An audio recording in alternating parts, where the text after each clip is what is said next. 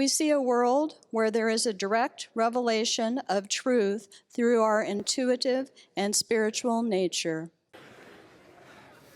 Good morning. Several years ago, when Halloween happened on a Sunday, and some of you may remember this, I did service. I had flippers on and a diving wetsuit and goggles, and I just remembered as I was getting ready backstage the anxiety of putting that costume on. I remember during that time, all the mental chatter going through my head, trying to come up with the courage just to do it. My mind was a haunted house. Because I was thinking, what will they think?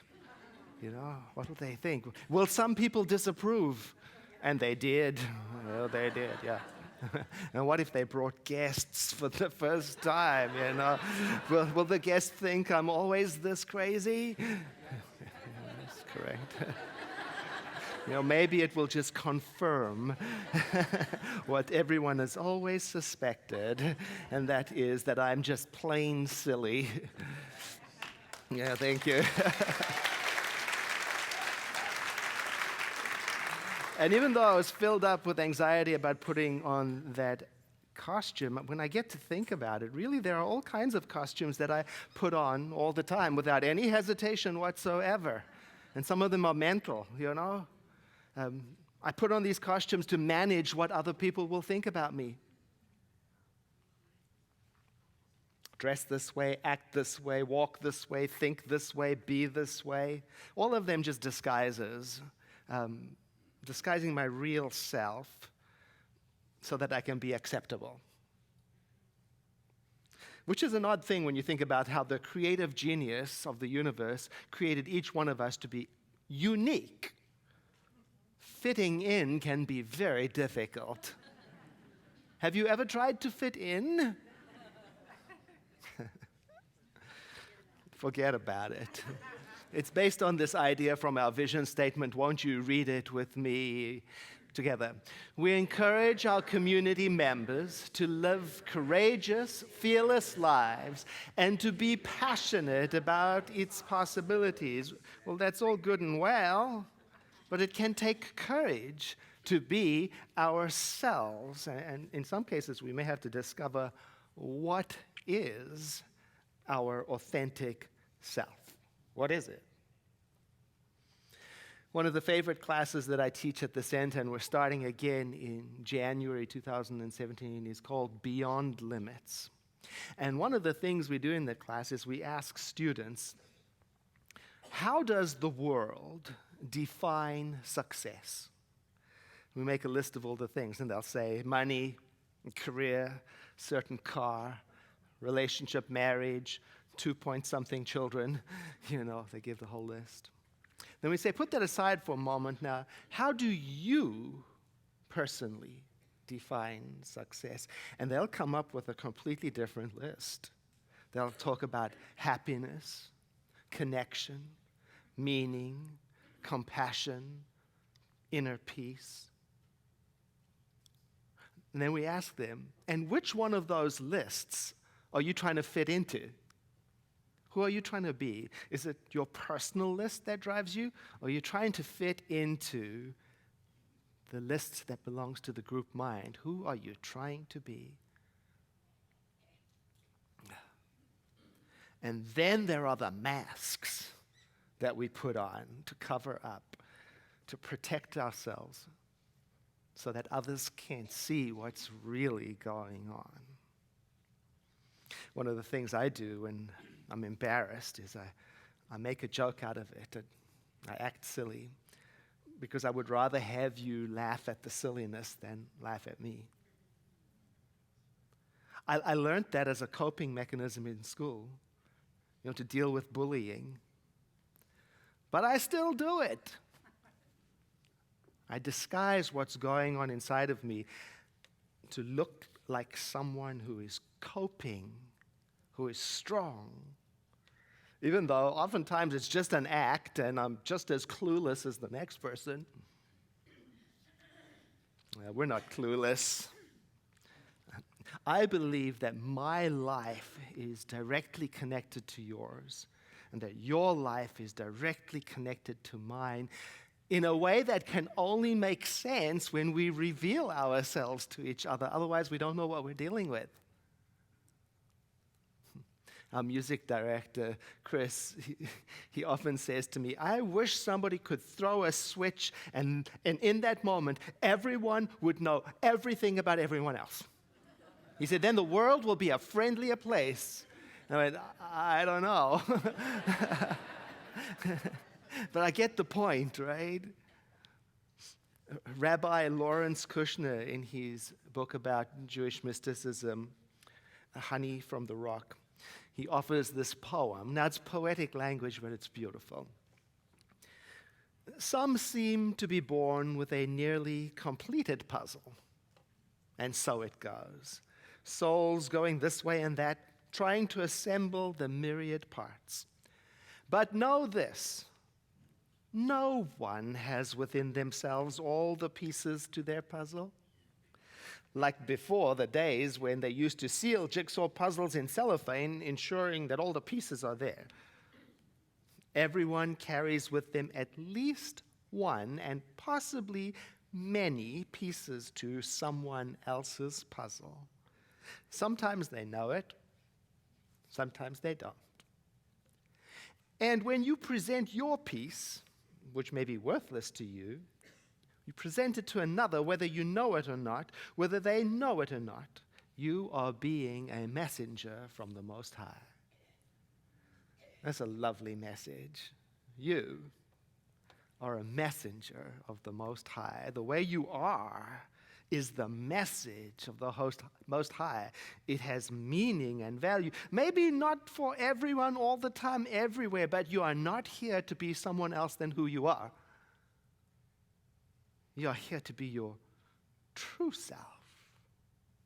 And your true self is kind and compassionate and loving and caring and sharing and creative. And maybe you, like many of us, have to remove a whole bunch of masks and disguises to get to that self.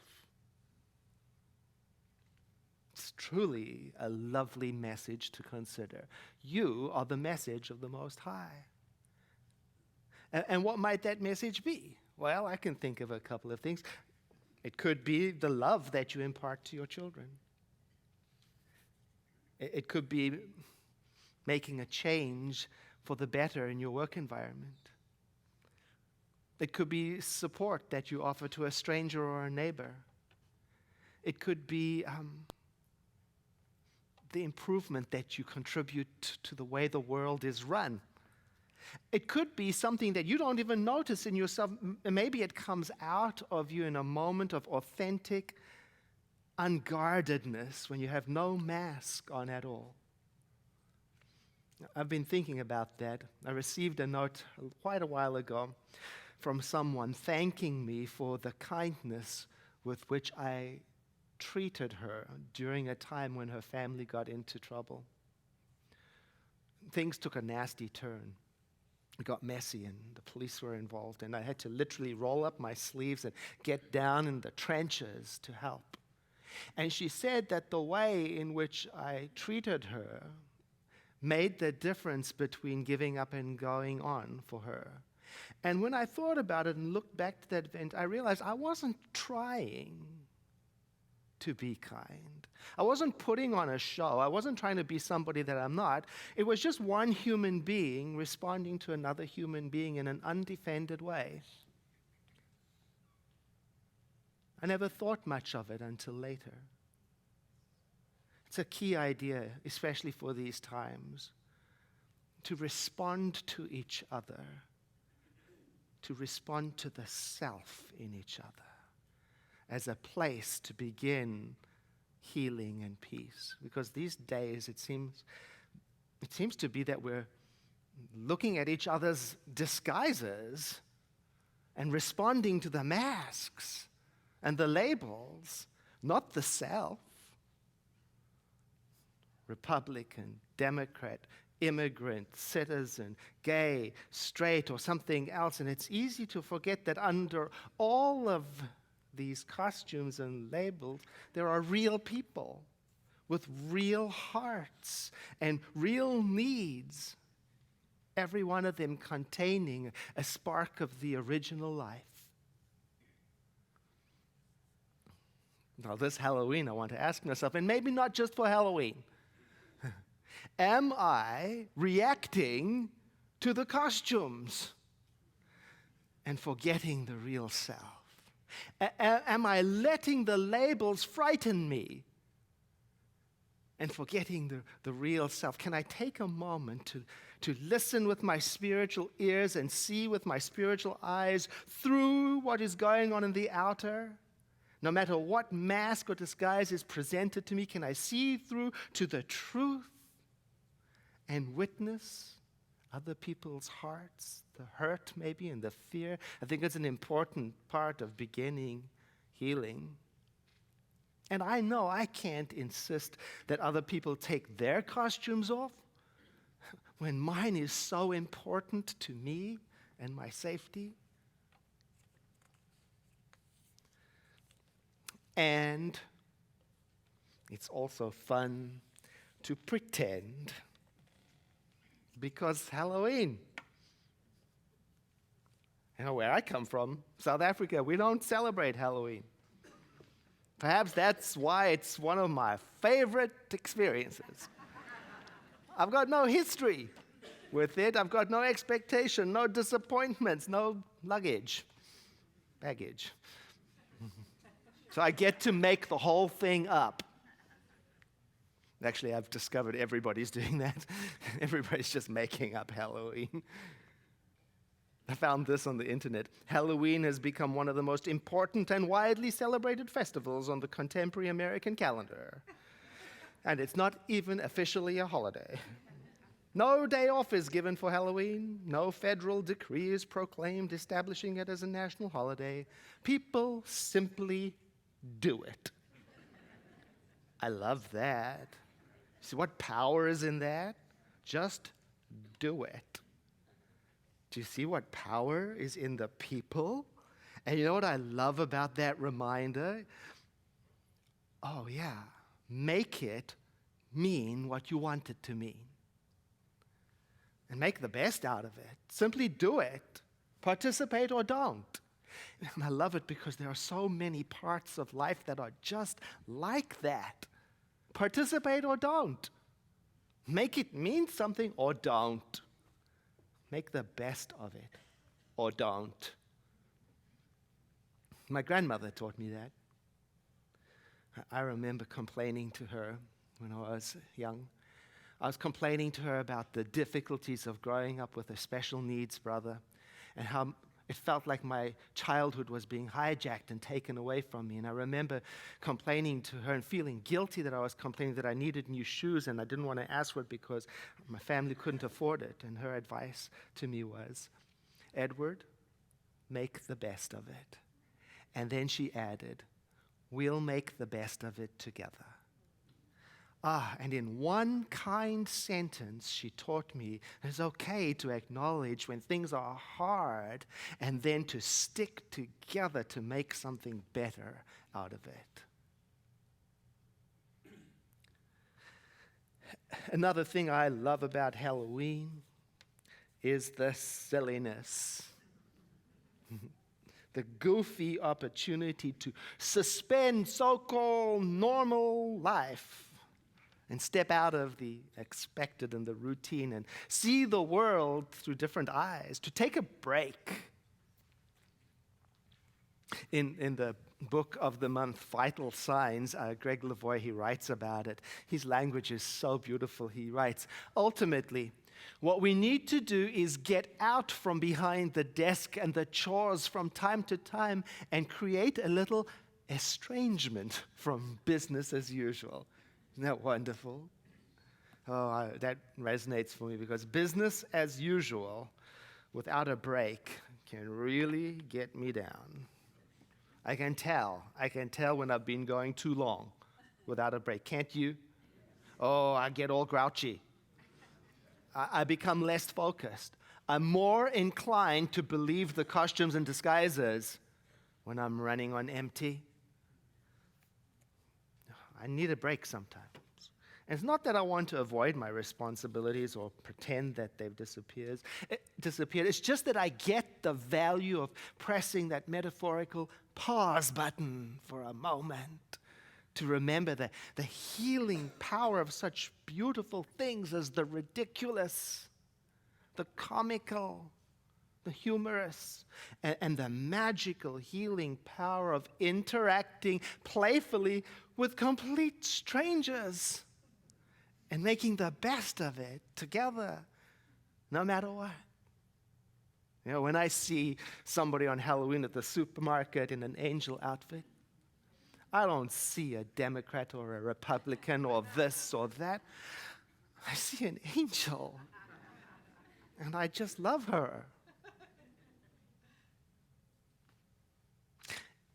And I'm remembering also, it is important for me to understand the difference between taking a break and completely numbing myself and regularly avoiding all of my responsibilities.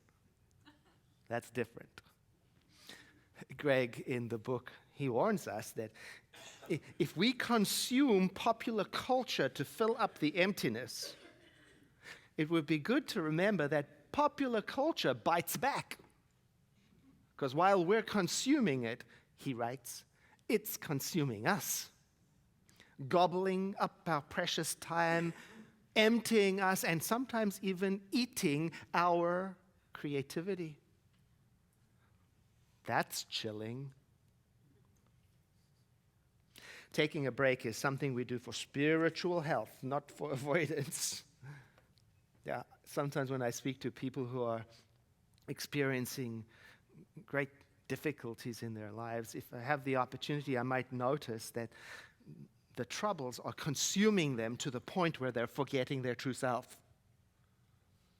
And if I can see the opening to suggest and offer this idea, I suggest that they take a break to do something that takes them out of the grip of the trouble, not to deny what is going on, but to give them the room to breathe and be free from the stress so they can refuel and come back to themselves.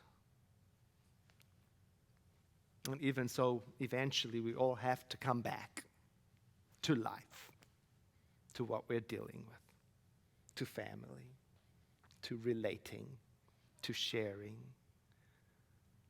to community building. We can't hide out forever. We have to come back. It's like the day after Halloween, when all the costumes get packed up and put back in the closet. And what's left? And what's left is what was always there, our true self. I think about that, and I like to imagine that we have a spiritual assignment in this regard. And it's this: to figure out how to live in this world without costumes and masks. To bring what is inside forward and live from the awareness that there is something powerful and beautiful in every one of us. And now, on a completely different topic. November 8 is election day. And at the Center for Spiritual Living in Santa Rosa, we are hosting a high watch and prayer vigil all day long on November the 8th.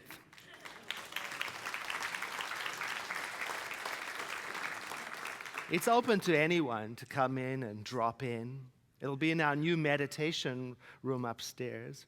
We'll have prayer on the hour, and in between there'll be periods of silence. You can come in for a moment or spend the entire day with us. And some person might be asking themselves, what does it mean to keep high watch?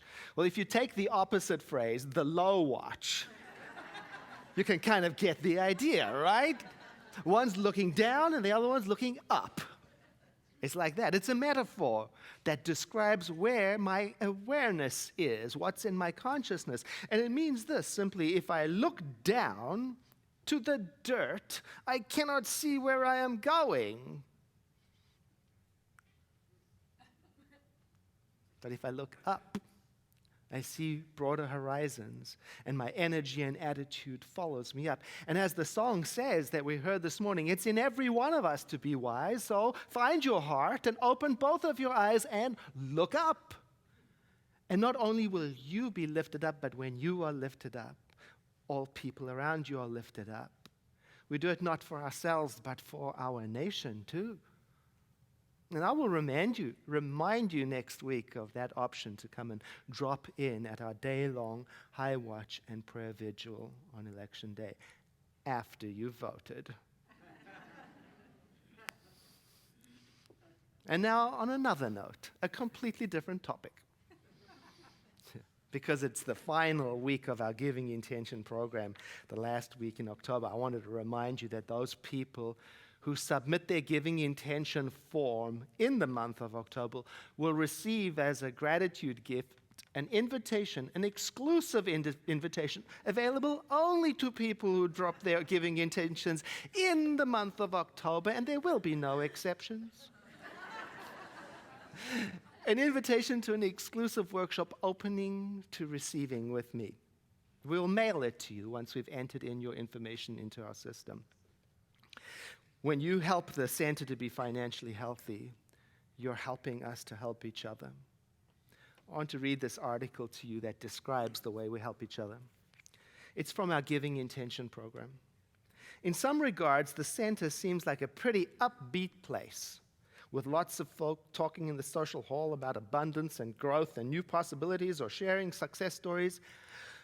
But in the midst of all this joviality on any given day, there are also some of us who may be struggling. In many of the cases, the situation we are struggling with could be greatly improved by the introduction of some love and cash to lighten the exterior burden while our inner work continues.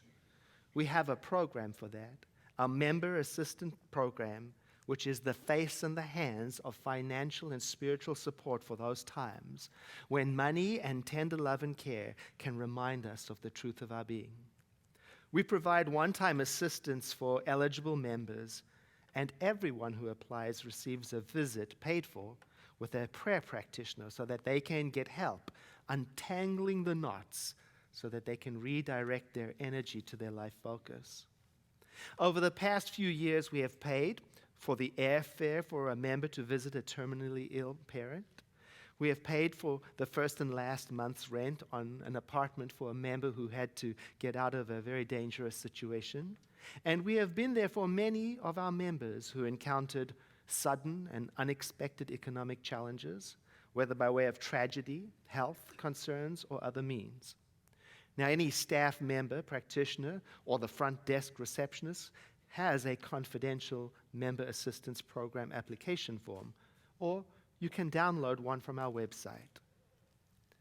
When you help the center be financially stable and prosperous, you are helping us to help each other change lives and make a difference. With that in mind, I invite you to take a breath in with me and exhale, letting your eyes close as we share a moment of prayer together. We acknowledge together that infinite self out of which all creation is created.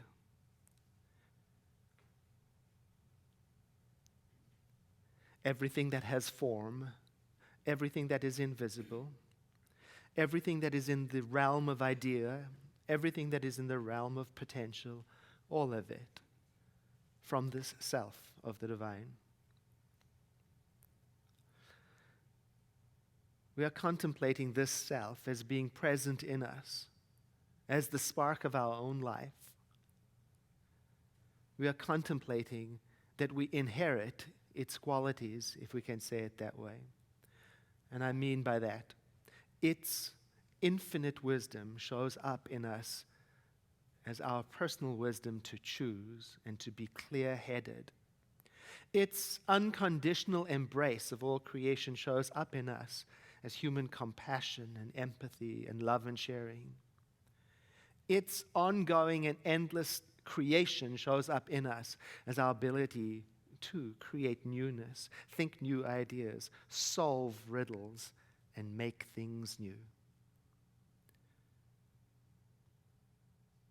And this prayer that we are praying together is establishing us in our right mind, in our true self, clear-headed, wise, loving, open-hearted. And we give thanks for that. We take it in deeply and celebrate it. And we together expect this awareness to guide us in the weeks to come. We are now empowered to see through the hypnotism of illusion, using our spiritual awareness to the truth that in every one of us, it, the living Spirit, resides. And together we say, and so it is. I invite you to breathe in again and sigh.